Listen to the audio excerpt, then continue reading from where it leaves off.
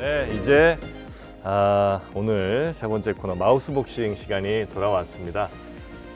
조금 전에 거의 뭐 그로기 상태가 돼서 나갔던 우리 더불어 국민의힘 청년 전 최고위원이죠. 김용태 최고, 어서 오십시오. 그러기 상태는 아니었고요. 그렇습니까? 네, 김용태입니다. 예. 괜찮았습니다? 예, 괜찮았습니다. 그래요? 약간 좀 미안하더라고 제가. 뭐 방송 구도가 그랬던 것 같은데. 네. 방송 구도니까. 그럼 저는 이제 그냥 두 분이 이제는 같이 할 수 없는 이제 상황이 됐으니까. 아니 뭐 같이 할 수. 그러니까 정당에서는 예. 각 당이시니까.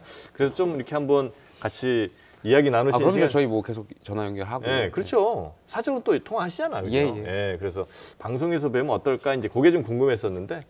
그래도 고생 많으셨습니다. 뭐 고생이 아니고 뭐 괜찮습니다. 이야기 뭐 앞으로도 계속 잘 만들어 주시죠. 고맙습니다. 예.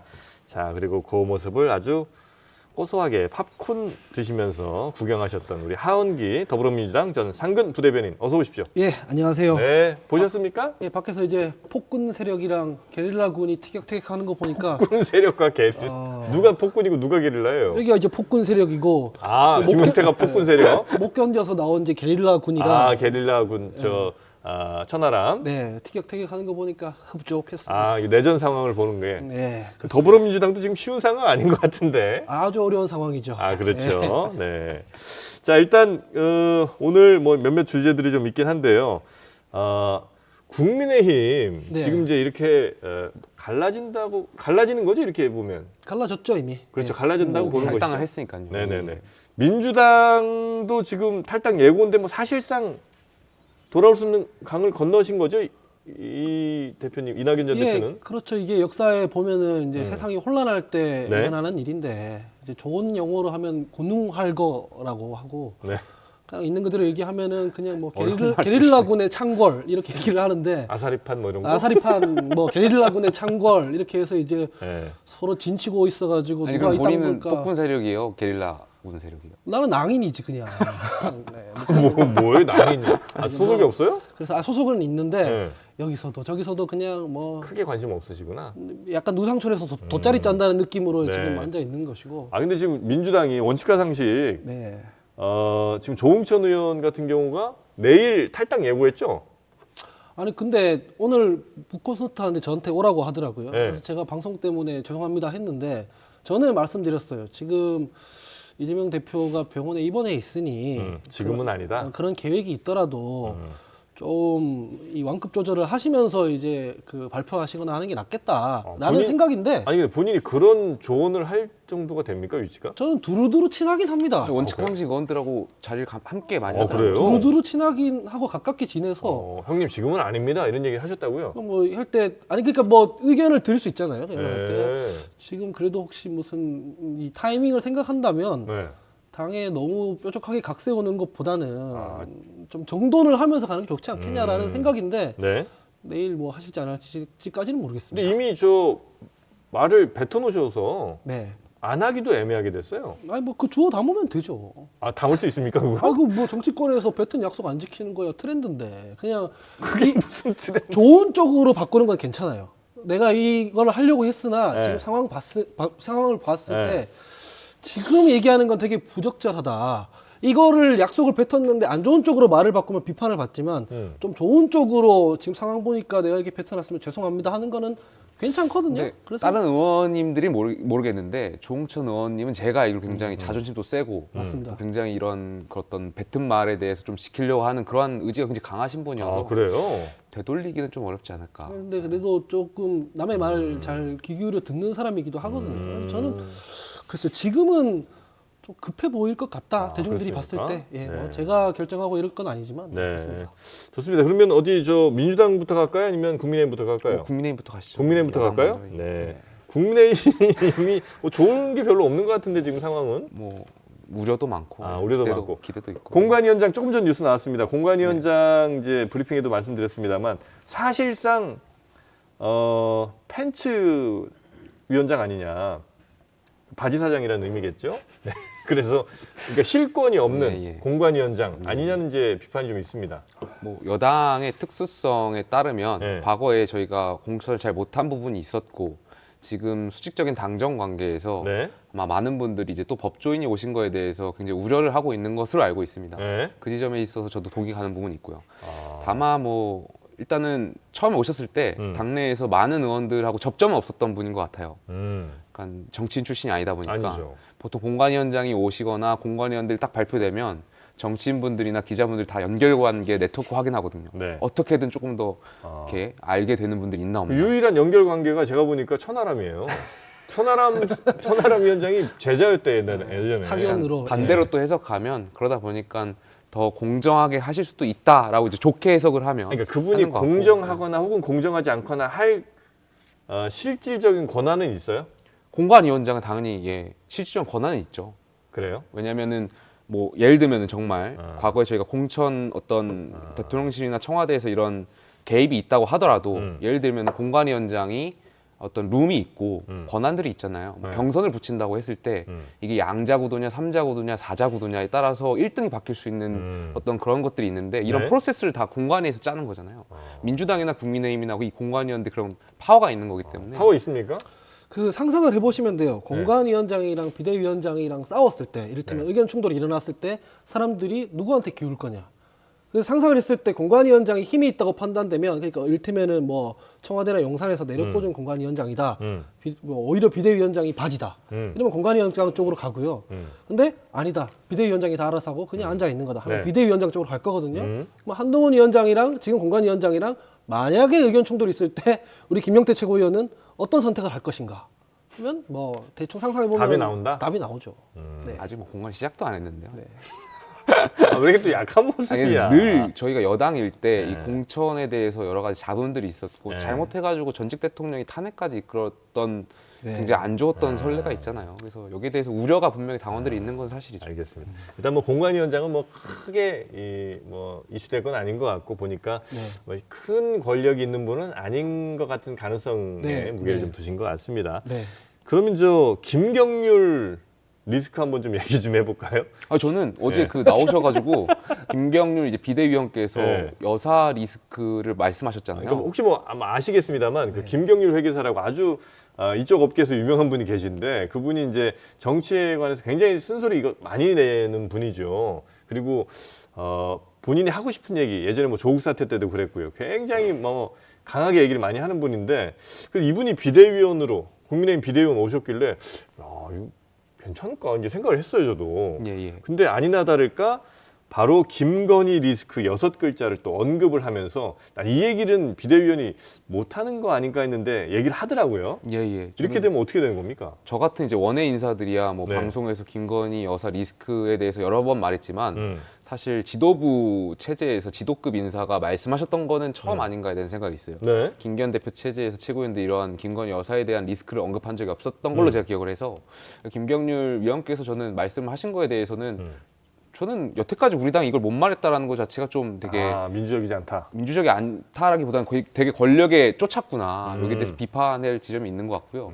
다 알고 있는 거잖아요. 사실 김건희 누구도 여사 알고 리스크, 있는데 예. 누구도 얘기를 못 고양이 하는 목에 상황. 누가 발음을 달 거냐 이거 하겠다. 김경일 위원께서 어제 말씀하신 거 뭐 네. 저는 많은 당내 우려가 있는 부분 말씀하셨던 것 같고요. 그게 김경률 위원이 정말 그냥 생각나서 얘기를 한 건지 아니면 이제 한쪽에서는 어떤 분들이 이런 의혹도 제기합니다.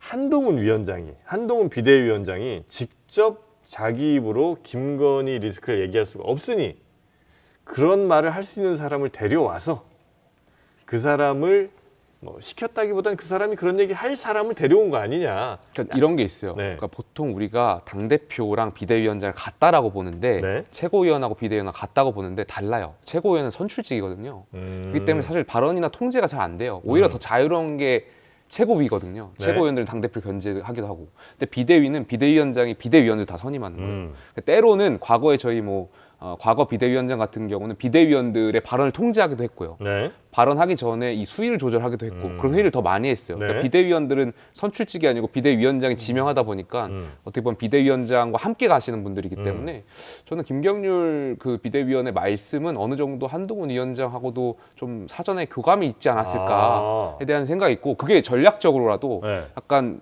한동훈 위원장이 말씀하시기 어려운 부분들을 뭐 비대위원들을 통해서 이렇게 얘기할 수도 있지 않을까. 그 룸을 열 수 있다고 이제 생각해요. 호사가들의 해석의 영역인데 네. 그런 얘기, 그런 합의, 그 약간 약속 대련이 되려면 한동훈 위원장이 받을 수 있는 걸로 해야 돼요.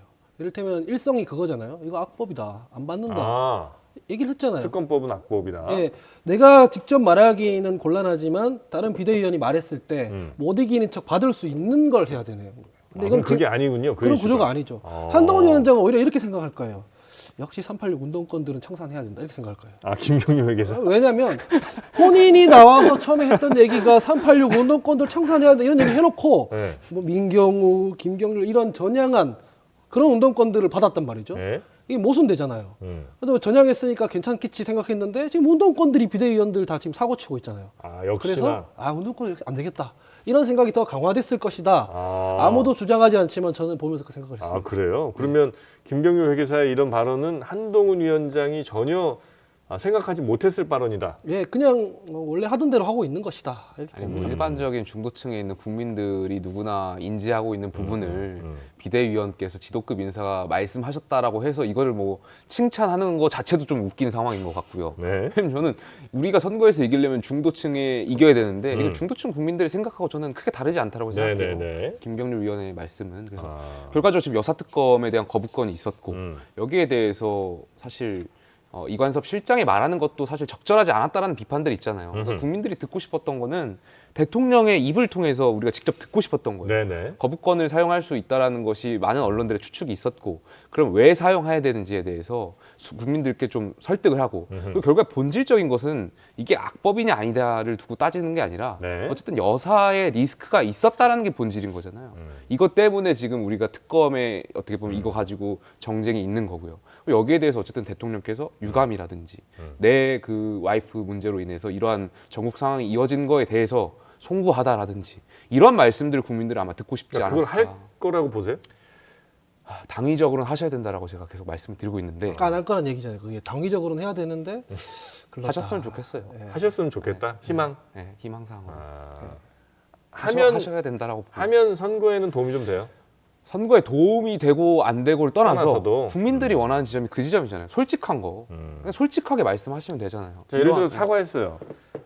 우리 집 사람 문제로 조금 뭐 여러분, 좀, 뭐 이렇게 좀 미안합니다. 이제 이렇게 했어. 네. 그러면 사과 진정성 있으려면 특검 받아라 그럼 이렇게 할 거 아니에요. 그러니까요. 원칙적으로는 사실 받는 게 맞죠. 원칙적으로. 왜냐하면 특검도 두 가지인 거죠. 희망. 원칙적으로 두 가지인 거죠. 네. 여사 리스크가 있다라는 게 일단 본질적인 상황이고 만약에 근데 본질적인 상황인데 실제로 수사해봤는데 여사 문제가 없을 수도 있는 거잖아요. 네. 그럼 사실 특검을 받아가지고 이것을 명명백백하게 수사해서 무죄인 것을 밝힐 필요도 있고 만약에 실질적으로 여사 리스크가 있고 정말 여사 리스크가 실체하는 거라면 어쨌든 이것이 공정하게 법 집행이 이루어져야 된다는 게 국민의 생각이기 때문에 네. 어떠한 방면이든지 원칙적인 거라면 이제 하는 게 맞지만 저는 또 개인적으로 대통령실에서 거부권을 행사한 이유 중에 하나가 추측해 보건데 이것이 결과적으로 총선 전에 정쟁을 흐를 것이고 총선 구도에 영향을 미칠 것이니 이거에 대해서 총선 이후라도 받겠다라는 식으로 좀 일단 미룬 거 아닌가에 대한 추측도 있어요. 그러니까 여기까지 대통령실에서 고민했던 거 아닌가. 그러니까 제2요구권 거부권 행사한 게 그냥 나중에 하기 싫다가 아니고 예. 좀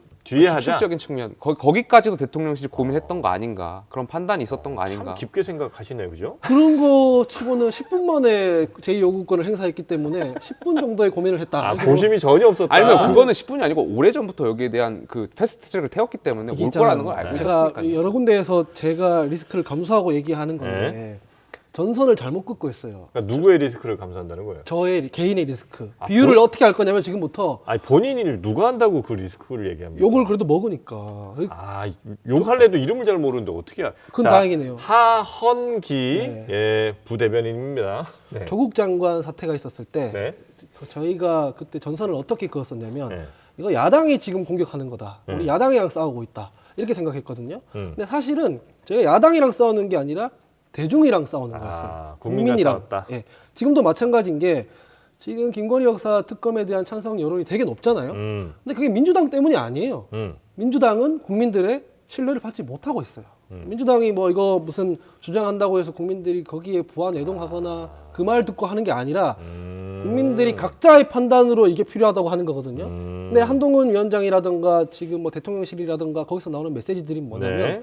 자꾸 민주당의 전선을 치고 있어요. 민주당의 뭐 총선 전략이다 이런 식으로 얘기를 하고 있어요. 네, 네. 국민들은 민주당이 총선에서 이기든 말든 관심이 없어요. 특검법 이거는 네. 지금 국민의힘이 국민과 싸우고 있는 네, 거다. 윤석열 대통령을 견제하기 위한 도구일 뿐이지 특별히 민주당을 지지하는 국민들이 막 60%씩 이렇게 되는 게 아니에요. 근데 네. 착각하고 있는 거죠. 그래서 계속 국민들이랑 싸우면 결과는 뻔하다. 예, 유권자랑 싸워서 이기는 정치 세력을 제가 본 적이 없거든요. 저는 이 말에 동의하고요. 아 그래요? 네, 우리가 중도층의 국민들의 선택을 받는 게 굉장히 중요한데 국민의 목소리에 좀 더 기울일 필요가 있다. 황운기 부대변인 말씀을 전적으로 동의하고요. 하나 더 받아서. 네. 근데 우리가 특검 문제가 쌍특검이에요. 그러니까 여기에서 본 여사특검도 저는 우리가 비판받아야 될 지점 분명히 있는데 이 대장동 50억 클럽 특검도 전 문제가 있다고 봐요. 이것도 민주당에 굉장히 유리하게 해석된 것 같아요. 그러니까 어쨌든 이재명 대표가 대장동 의혹으로 수사를 받고 재판 중이잖아요. 네. 핵심 어떤 피의자라는 의혹들이 있는데 지금 이 상황에서 갑자기 또 특검을 해가지고 야권이 추천한 특별 검사로 다시 수사하는 거는 이거는 이재명 대표한테 너무 유리하게 하는 특검 아닌가. 아, 현재 지금 수사를 하고 있는데 예, 재판 그리고 중이고 예. 굉장히 중요한 피의자일 수도 있는데 예. 예, 그거를 갑자기 또 특검을 야당이 추천한 사람으로 특검을 해서 예. 수사를 하자는 거는 그 이거- 부분도 저는 사실 중도층 국민한테 비판받을 지점이 있다고 생각해요. 그러니까 여야가 지금 저는 50보 100보인 것 같아요. 아, 근데 이제 이 부분에 대해서는 국민들의 관심이 김건희 특검에 비해서는 조금 덜한 것 같긴 하더라고요. 예, 그런 부분도 있죠. 왜냐하면 명품백을 받고 이런 게 굉장히 자극적이고 국민의 관심사에 쏠릴 수밖에 없죠. 견강부회입니다. 견강부회 나왔습니다. 왜냐면은 예. 이재명 대표에 대한 수사가 지금 한두 달 된 게 아니잖아요. 네. 2년 됐는데 이거 다시 특검하면은 수사 이게 차질이 생긴다라고 하는 게 검찰이 자기 무능하다고 하는 것밖에 더 아니, 되겠어요. 그게 아니라 재판에 넘어가 있잖아요. 심지어. 어떻게 아전 인수도 하나 쓸까요? 아전 인수요? 거기까지 쓰지 말까요? 뭐 비슷한 얘기니까. 예, 그렇습니다. 아, 여튼 네. 지금 이렇게 반응하는 거는 설득력이 전혀 없다. 설득력이 전혀 없다고 저는 생각해요. 그래서 아니 근데 그 얘기는 어떻게 보세요? 그럼 한동훈 비대위원장이 대장동 특검 추진 이거는 네. 아마 좀 전에 얘기한 거랑 비슷할 텐데 이거 이재명 대표 이해 충돌이 있는 거 아니냐? 아니 본인 야당에서 추천하는 특검으로 본인 수사를 받겠다? 이렇게 하면 안 되는 거 아니냐는 얘기는 어떻게 보십니까? 저는 그거 이해충돌 없다고 생각하는데 그렇게 따지면은 지금 김건희 여사 특검 관련해서도 거부권 행사하는 게 이해충돌이라는 야당 말이 맞게 되는 거잖아요. 두 개 다 이해 충돌로 국민들이 볼 수도 있을 것 보여진다는 같아요. 거죠. 중도층 예, 국민이 저- 봤을 때는 저는 근데 그게 이해충돌이라고 생각을 하지 않는 게 여기 대장동 특검은 그게 대장동 특검 자체가 네. 그 이재명 대표만 타겟으로 된 게 아니에요. 법 조문 자체가 사실상 거기서 50억 클럽에 한정해서 가는데 네. 추가적인 범죄 사실이 밝혀지면 확대할 수 있다 이렇게 법조항이 돼 있거든요. 네. 근데 이재명 대표에 대한 수사는 수사대로 돼 있는 상황이고 50억 클럽에 대해서는 별도로 하는데 여기서 뭐가 더 나오면 이재명 대표한테까지도 수사를 확대할 수 있다는 거기 때문에 이건 방탄이 아니라 오히려 이재명 대표 입장에서는 리스크를 하나 더 감내할 수밖에 없는 상황이 되는 그럼 겁니다. 검찰이 수사하던 건 어떻게 됩니까? 예를 들어서 검찰 수사하던 이재명 뭐 이런 게 있다고 치면 계속 가잖아요. 계속 다시 갈 거예요. 수사할 수 있다라고 제가 알고 있는 거예요. 특검도 수사하고 다시 수사할 수 있다. 이거는 50억 클럽에 네. 한정돼 있는 것이고 네. 이재명 대표가 받고 있는 수사는 한두 건이 아니잖아요. 네네네. 한두 건이 아니고 그 한두 건이 아닌 것 중에 지금 뭐 유죄가 나올 거라고 국민의힘에서 얘기하는 것은 뭐 위증교사 이거잖아요. 사실 상관도 없는 대장동이니 이런 거랑 상관도 없는 거잖아요. 네. 그래서 과도한 정치 공세다라고 생각합니다. 아 이거는 저 이해 충돌 가능성은 매우 없다. 있는 그대로 얘기해야 된다고 저는 생각해요. 있는 그대로. 뭐 정의당에서 이거 처음에 주장했는데 민주당 이재명 대표의 이해관계를 위해서 해줬을 리가 없잖아요. 네. 그때 당시에 얼마나 비판했는데요. 네네네. 근데 이제 아마 그냥 일반 국민들 생각하실 때, 우리 시청자분들 생각하실 때는 대장동 하면 그냥 떠올리는 수밖에 없는 게 물론 이제 50억 받은 사람들, 그 50억 네. 클럽들도 있고 그 다음에 뭐 천하, 뭐 동인, 천하 용인 아닙니다. 네, 천하 동인인가 천하 거기. 동인, 예. 이런 이제 단어들 그리고 이제 거기에 뭐 어마어마한 천문학적 이익을 받았던 무슨 변호사니 뭐 무슨 무슨 정무시장이 이런 사람들이 쭉 있잖아요. 네. 그런 사람들이 있으면 더군다나 이게 이제 그 이재명 대표가 전 이제 시장을 할 때라든지 뭐 이럴 때 이제 있었던 일이니 관련이 아주 없을까라는 생각보다는 그래도 관련이 어떻게든 좀 있는 거 아니야? 이제 이것도 한번 밝혀야 되는 거 아니야? 라는 생각을 하신 분들 꽤 많을 거라. 그래서 수사를 들어가고 있고 수사 특검도 받자 이렇게 얘기를 하는 거죠. 뭐 저희가 예전에 국민의힘에서 그랬잖아요. 특검을 거부하는 자가 범인이다. 그러니까 그 부분 제가 비판하는 지점이고, 네. 그러니까 여당이 여사 특검에 대해서는 충분히 비판을 했고 네. 거기에 대해서는 대통령실도 비판받을 소지점이 있고, 근데 이 대장 특검도 저는 맞지 않다는 법치를 다 무너뜨리는 거기 때문에. 시원하게 특검하고 죄 있으면 다 이제 고투 제일 해야죠. 두 개 다 시원하게 아, 특검하자. 법대로 해야죠 뭐. 네. 그래서 특검을 받으셨으면 좋겠다. 그리고 또 아쉬운 점은 네. 야당이 이거 패스트트랙 태웠잖아요. 빨리 하려고 심각하다고 생각하고 패스트 여야 합의도 아니고 그냥 밀어붙였잖아요. 근데 오늘 본회의가 있는데 왜 오늘 또 제2요구권에 대해서 또 투표를 안 하는 말이에요. 그거는 결국에는 2월로 미루는 거 이걸 야당이 결과적으로는 총선 전국에 이용하겠다는 전략인 선거에 거잖아요. 이용할 거 선거에 아니냐. 이용하는 그거는 제가 방식이잖아요. 설명드릴게요. 지금 그리고 한국 정치에 있어서 뭐 야당이 강행 처리를 하고 대통령이 거부권을 행사하고 이게 너무 반복되고 익숙해져서 그런데 원래 법을 발의를 시키고 통과를 시켜놨으면 이게 실제로 공표가 되게끔 하는 게 정치력이에요. 이를테면 이런 건데 지금 당장 본회의에 붙여버리면은 이 법 그냥 형해화돼 버리잖아요. 없어지잖아요. 일이 되게 하는 쪽으로 가는 방향이 아니라는 거죠. 지금 하면 어떤 법이든 간에 법을 발의해 놨으면 이게 통과되는 방향으로 정치적인 기동을 합니다. 그게 제일 대표적인 게 여론의 공론화를 시키는 것. 그래가지고 이걸 거부하면은 정치적 부담을 지게 하는 것. 이런 것들이 원래 통상적으로 있던 거거든요. 근데 저희가 국민이 정치에 대한 기대가 완전히 사라졌기 때문에 빨리 강행 처리하고 거부권 하고 빨리 다음 이슈로 넘어가자 이렇게 돼 있는 거지. 사실은 지금 이렇게 국민들이 통과시키기를 바라는 법을 안 될 걸 뻔히 알면서 상정해가지고 날려버리는 게 이게 책임 있는 모습이 아니잖아요. 할 수 있을 때 하겠다. 총선 전략이랑 연계시킨다고 얘기하는 게 뭐 타당한 면이 있을 수 있지만 그래도 이게 지금 당장 패스트트랙까지 태워서 여기까지 왔는데 바로 그냥 공중분해시키는 것보다는 2월 달까지 끌고 가면서 정치적 부담을 줄 수밖에 없는 거죠. 하원기 부대변인 아마 생각이 일치하는 부분이 총선 이후에 이걸 좀 했으면 좋겠다.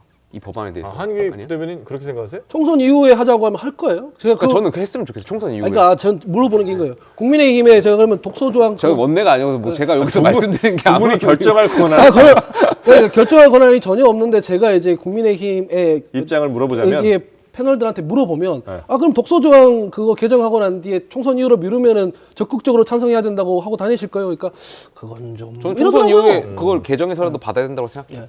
이제 김용태 최고위원이 이제 괴뢰군과 폭군 사이에 있는 그 합리적인 어떤 그 길잡이를 찾아서 더듬더듬 이렇게 하는 분이니까 그런데 대체로 주류 의견은 아니에요. 그냥 하면 안 된다라고 하거든요. 그래서 뭐 시기의 문제다, 뭐 독소조항의 문제다 이런 것들은 다 핑계예요.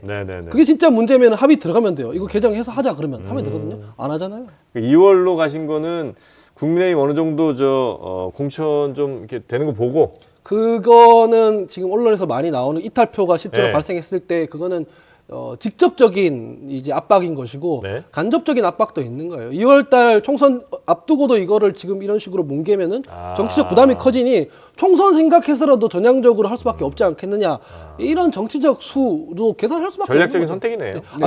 그게 아니라 그냥 행정 절차대로 법 발의하고 거부권 행사하고 표결 붙여서 끝 하려면은 AI가 정치하면 되죠. 그냥 절차대로 하면 되는데. 저는 그게 이탈표가 나올 수 있다라고 보는 것 자체가 국회의원들이 너무 희화화되는 것 같아요. 그러니까 이게 공천 문제가 있으니 낙천이 된 사람이 그 낙천이 된 후에 제2 요구에서 이제 찬성을 던질 수 있다라고 보는 그 뭐 비판할 수 있어요.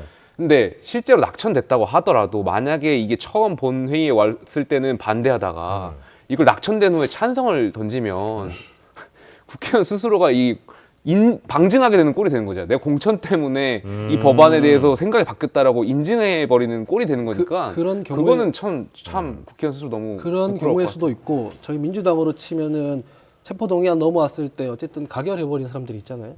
그 사람들 중에 일부는 그 당의 어떤 주류 의견과 다른 이유가 이렇게 가다가는 우리 총선이고 뭐고 다 망한다. 그래도 우리가 뱉은 말은 지키는 모습 보여주자라고 생각하는 사람이 일부는 있었다는 얘기거든요. 국민의힘에도 생각할 수 있죠. 그렇다면 영남이 아닌 지역에서 뭐 해보려고 하는 사람이라든가 이런 분들은 그런 분들은 몇 명 없긴 하지만 이 문제가 총선에 영향을 미칠 거라고 제2요구 때 갑자기 생각이 바뀌실 분들은 없을 거예요. 이미 이 문제는 총선 영향이 미칠 수밖에 없어요. 상황을 보는 특검 문제는 굉장히 민감한 문제고 말씀하셨던 대로 많은 국민들이 여기에 대해서 거부권을 행사하는 거에 대해서 반대했던 거고 중도층 국민들이 생각이 있기 때문에 약간 좀 잠잠해졌을 때 다시 한번 이렇게 막 화제를 불러일으키는 이슈 메이킹을 하는 그런 느낌은 좀 있을 수 있겠죠. 이게 있잖아요. 저희가 조국 사태가 터졌음에도 불구하고 2020년 선거에서 이겼단 말이에요.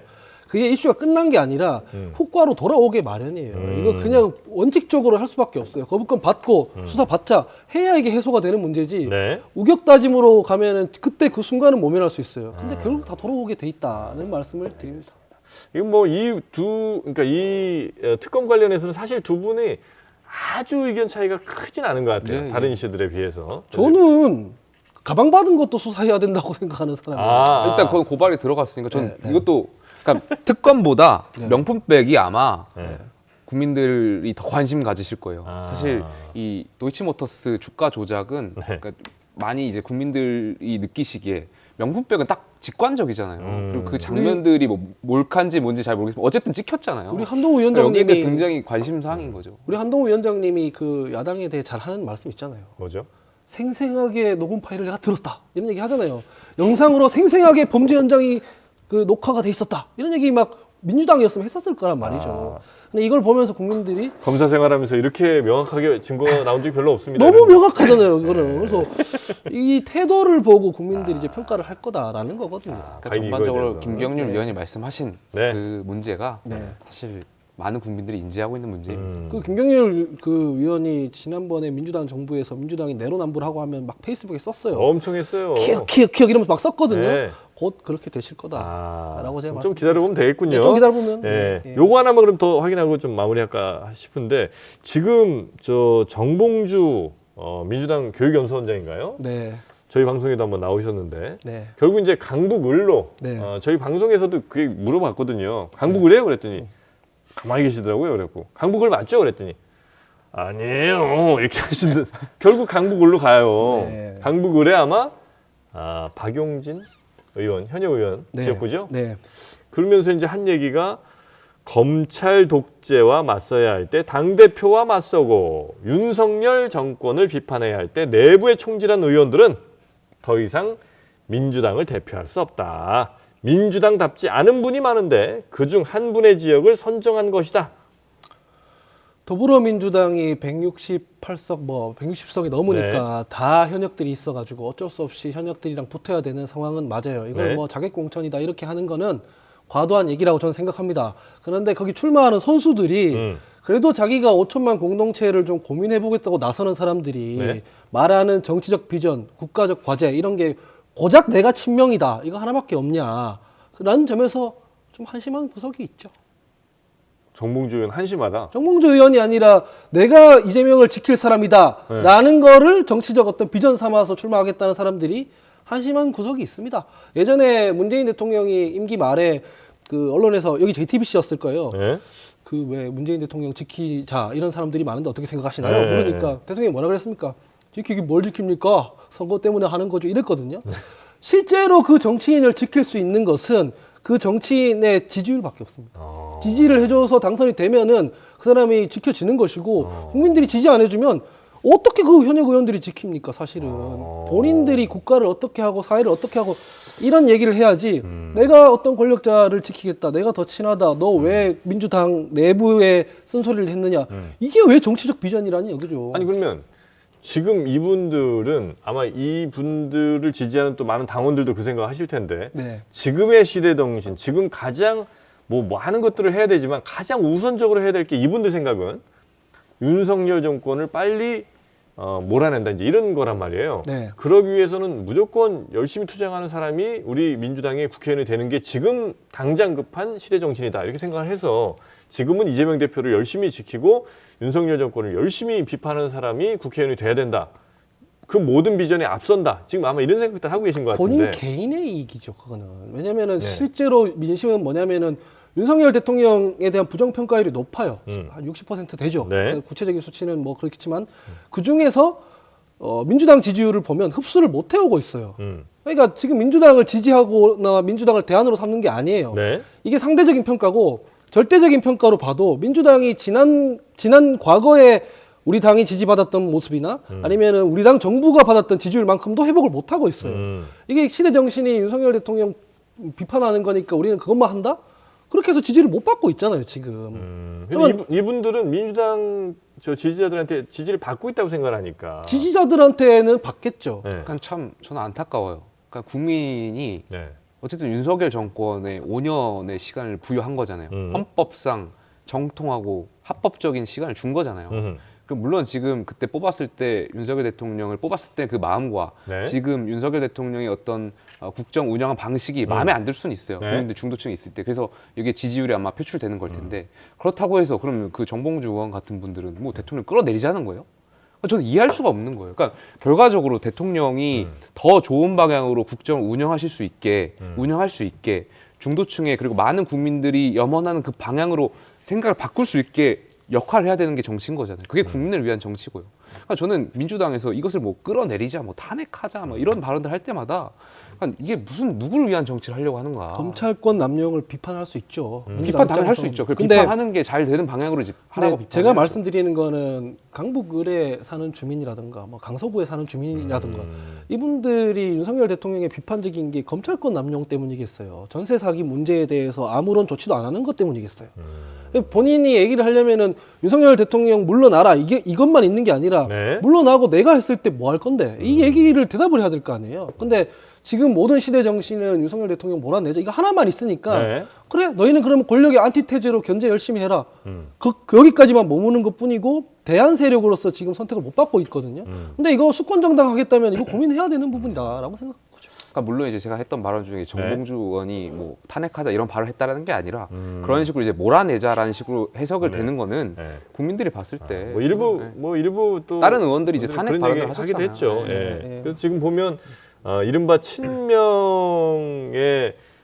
뭐 양문석, 황명선, 김우영, 뭐 현근택, 뭐 모르시는 분들도 꽤 있겠습니다만, 하여튼 친명이라고 분류된 사람들이 친명 아닌 사람들이 현역으로 있는 곳의 지역구에 막 지금 가서 이른바 자객 공천 뭐 이런 얘기들이 좀 나오고 있고 실제로 적극적 민주당 지지층들은 이분들이 반드시 공천을 받아서 의원 배지를 달아야 된다. 이제 이런 생각들을 많이 하시는 것 같더라고요. 그래서 요거에 대해서는 어떻게 보시나 좀 궁금했었는데. 문재인 정부 시절에도 그랬죠. 문재인 대통령과 가까운 사람들, 문재인 대통령 지지해줄 사람, 지원해줄 사람들 네. 이런 사람들이 공천 받아야 된다 이렇게 얘기를 했죠. 근데 그게 헤게모니가 전환돼 버리니까 이제 그 지금 당 대표랑 가까운 사람들로 바뀌는 거잖아요. 네.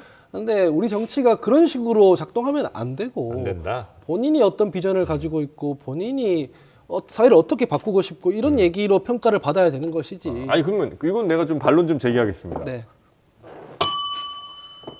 그렇게 해서 당선이 잘 되면 네. 그렇게 하시겠지. 그런데 주로 당선되는 분들 보면 지금 대통령을 뭐 끌어내려야 됩니다. 아니면 네. 우리 대표를 살려야 됩니다. 지금 우리 대표를 구하지 않으면 우리 다 죽습니다.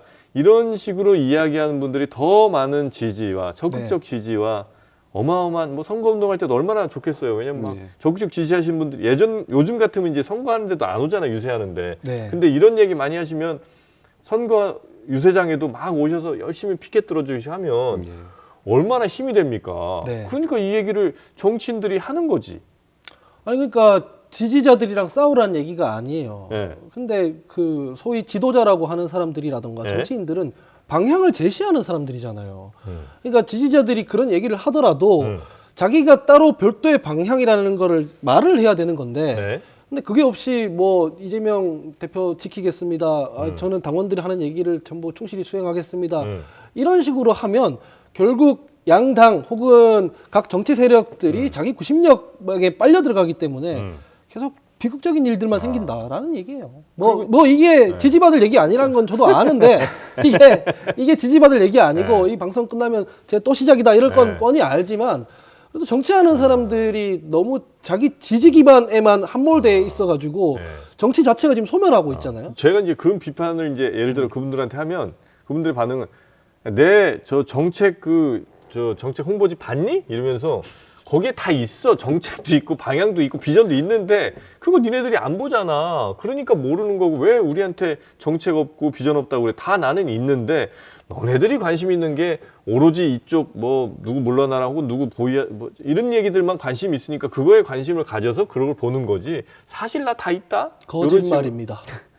얘기하더라고요. 거짓말입니다. 거짓말이에요? 2020년 총선 전까지는 정책 가지고 싸웠어요. 공수처를 설치하니 많이, 선거법을 어떻게 하니 많이.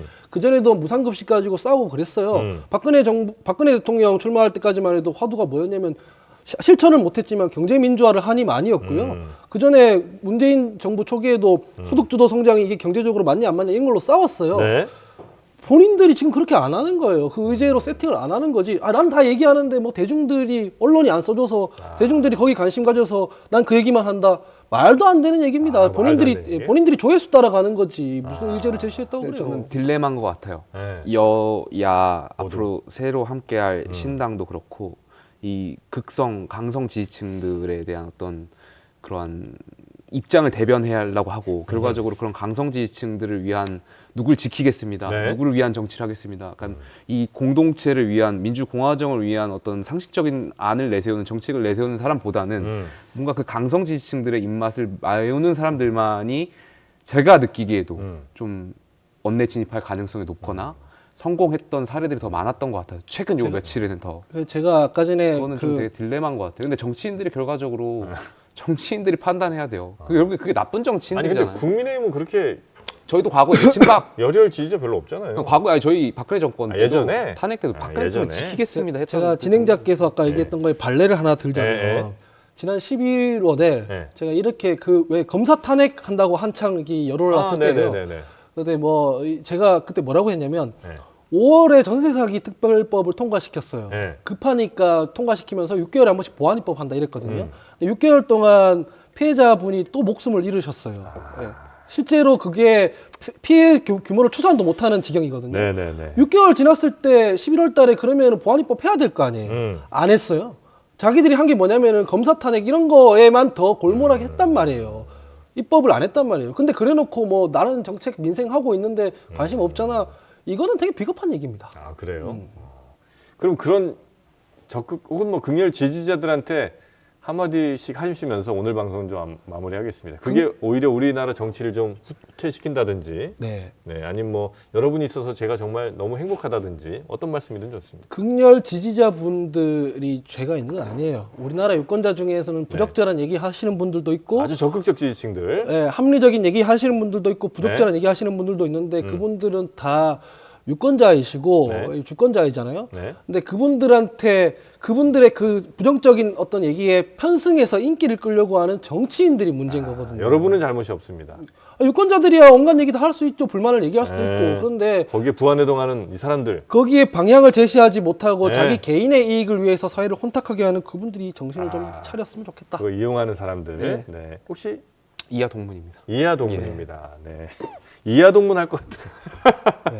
아니 근데 마찬가지예요. 네, 그 알겠습니다. 어느 순간 이 우리 사회에서 우리 헌정사에서 팬덤이 굉장히 중요하게 된 것 같아요. 이게 언제부터 시작했는가를 좀 지켜봐야 될 것 같은데 어쨌든 지금도 결과적으로 팬덤에 뭔가 기승해서 정치인들도 이 팬덤에 기승하다 보니까 네. 이 팬덤을 위한 정치를 하고 팬덤이 원하는 발언들을 좀 하고 너무 많죠. 팬덤에 거스르기를 굉장히 부담스러워하는 정치인들이 많아요. 그러니까 이게 계속 쌓여가는 건데 네. 뭔가 내가 내 소신을 이야기한다고 하더라도 이게 자칫 팬덤하고 나를 바라보는 그 팬덤하고 날 생각하는 그 이상향하고 팬덤들이 달랐던 것 아닌가에 대해서 자기 검열하시는 정치인들도 있더라고요. 그래서 이게 좀 저는 깨져야 된다고 생각해요. 우리 사회가 나아가는 데 있어서. 근시안적인 거예요. 팬덤 그 뭐 천년만년 가겠어요? 보통 그 지금 당장 당선돼야 될 거 아니에요. 예? 당장 당선돼야지라고 생각하시겠지. 그건 그렇죠. 근데 팬덤에 기울인다고 해서 당선된다는 보장이 없어요. 우리 유권자들이 절묘하게 다 판단해서 하기 그럴까요? 때문에. 네. 네. 당장 이제 눈에 좀 안 보이니까. 네. 그 유권 그러니까 이른바 뭐 상식적인 판단 혹은 이제 뭐 그냥 조용히 판단하시는 분들의 목소리가 안 보이고 안 들리니까 네. 이 정치하시는 입장에서는 당장 불안하잖아요. 네. 이러다 떨어지면 큰일 나는데 이런 생각에 이제 당장 좀 크게 목소리 들리는 분들의 더 많이 좀 경도가 되는 것 같긴 하더라고요. 여기 시청자분들 중에 네. 8,000분이 만약에 들어와 있었다 하면은 댓글 달아주시고 의견을 주시는 분들은 굉장히 감사한 분들이죠. 네. 그렇죠? 근데 우리가 무서워해야 될 건 뭐냐면 아무 얘기도 하지 않고 보고 있는 6,000명을 무서워해야 되는 겁니다. 정치인들은 그냥 지켜보고 있는 사람들이 있어요. 우리는 그 사람들 중요하게 생각하지 않습니다. 정치인들이. 예, 정치인들. 우리 이제 댓글 다는 사람들 위주로 가고요. 네. 좋아요 누르는 사람 위주로 갑니다. 구독 누르는 사람 위주로 가고 있습니다. 저도 사실 그렇습니다. 네, 놀라운 통계 하나를 제가 어제 봤는데 말이죠. 우리 방송 보시는 분들 가운데 4분의 3이 구독을 아직 안 눌렀다는 거예요. 이거 너무나 희망적인 얘기 아니겠습니까? 4분의 3밖에 안 돼요? 4분의 3이 아직 구독을 안 눌렀대요. 네, 확장력이 있다는 얘기죠. 그렇습니다. 네. 예를 들어서 민주당이 표준 사람 중에 4분의 3이 민주당 지지자가 아니다 이렇게 생각하면 얼마나 뿌듯합니까? 우리는 더 갈 곳이 많습니다. 그 사람들은 그냥 윤석열 정부 심판하기 위해 한 거네요. 네, 그러니까 여러분도 그건 좀 착잡한데. 네, 그렇습니다. 예, 여러분도 이제 구독 한번 좀 눌러주시고 예. 예, 재밌게 방송 저희는 계속 좀 만들어 나가도록 하겠습니다. 네. 자, 오늘 마우스복싱 함께 해주신 우리 하원기 상근 부대변인 네. 굉장히 그 기계가 대단합니다. 언제 죽을지 모르기 때문에 오늘 다 지르고 산다 이런 자세. 그렇습니까? 그렇습니다. 와, 네. 그렇게까지 용감한 사람이었습니까? 용감한 게 아니고 개념이 없기도 하고 어차피 사람이 하고 싶은 대로 개념이 없기도 하고. 그게 웃기려고 한 얘기인데 사람이 하고 싶은 대로 하고 살려면 아. 리스크는 감당하고 살아야 되지 그렇습니까? 않겠습니까? 네. 네. 좋습니다. 자, 그리고 우리 김용태 전 청년 최고위원 고생하셨고요. 예. 오늘은 진짜 특히 고생 많으셨습니다. 뭐 고생이 아니죠. 출연료 받으시는가요? 안 받으시는가요? 잘 모르겠습니다. 예. 네. 혹시 만약에 받아가시게 되면 한 오늘은 3 정도는 더 드려야 될 것 같습니다. 아니 전혀 그렇지 않고 네. 상식적인 저는 너무 구체적으로. 상식적인 정치를 하고 싶습니다. 왜냐면 이 두 코너 출연하셨고 또 그 전 코너에서 굉장히 또 고생이 많으셨고 고생이라기보다는 네. 댓글 보시면 고생 많이 하셨어요. 살이 쪽 그분들이 빠졌네요. 그렇게 해서라도 뭐 화가 풀린다면 뭐 하시거든요. 화는 안 풀릴 것 같아요. 저는 뭐 제 정치를 하는 거고 예. 네. 각자의 정치가 있는 거니까. 네. 자, 하여튼 두 분 또 다음 시간에 뵙겠습니다. 고맙습니다. 네, 감사합니다. 청년 정치에 희망이 있습니다. 네.